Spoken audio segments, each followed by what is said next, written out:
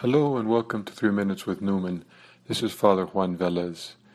The following is a reflection on Newman's sermon, Fasting, a Source of Trial, from his parochial and plain sermons.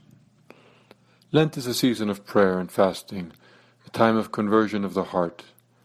As in all things, Christians look to Christ's example and seek His grace to be able to follow Him. To look up to Christ means first to see and hear Him in the Gospel. We will hear Jesus ask us to take up the cross daily and follow Him. And in the Gospel, Jesus insists on the interior aspect. His Father who sees you in secret rewards you. Blessed Newman explains how we imitate Christ by fasting, but begins by recounting the fasting by Moses and Elijah, which prefigured Christ's self-denial. Newman teaches us that we need God's grace and love to be able to fast in a fruitful manner. Without grace, faith, and love, our fasting and penance is done in vain. Turning to the line of great Christian authors, Newman explains that through fasting we mystically reiterate the life of Jesus, beginning with His birth. Through faith we are invited to share in Christ's life, including the temptations which occurred after His period of fasting. In Newman's words, as Christ's little ones, we are to be possessed by His presence as our life, our strength, our merit, our hope, our crown, to become in a wonderful way His members, the instruments, or visible form, or sacramental sign of the one invisible, ever-present Son of God, mystically reiterating in each of us all the acts of His earthly life, His birth, consecration, fasting, temptation, conflicts, victories, sufferings, agony, passion, death, resurrection, and ascension.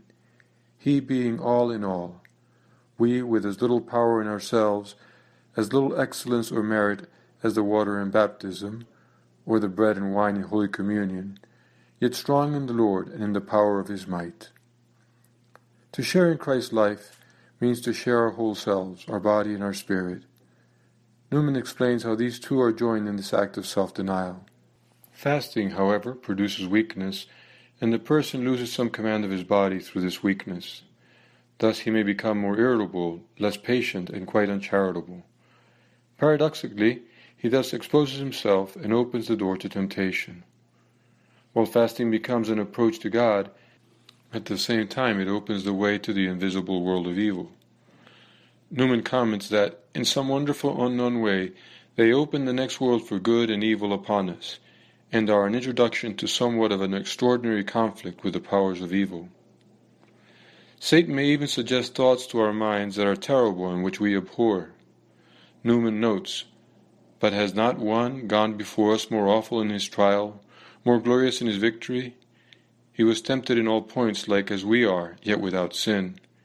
Surely here, too, Christ's temptation speaks comfort and encouragement to us. In the physical and spiritual battle that sometimes occurs during our fast, we can be victorious with God's grace if we act with faith and humility. Thus, in our fasting, we must not forget its main purpose, to unite ourselves with Christ. This personal act and other forms of self-denial are not ends in and of themselves. Rather, in and through these practices, we allow Christ to live in us. If we do so, we will find that we can then imitate Christ, who gave His life for us, in giving ourselves in service of others. As God's children, we must beg our Father for the grace to live well this season of penance and conversion. At the same time, we must exercise moderation in fasts and other sacrifices, and seek advice and spiritual direction regarding these Lenten practices.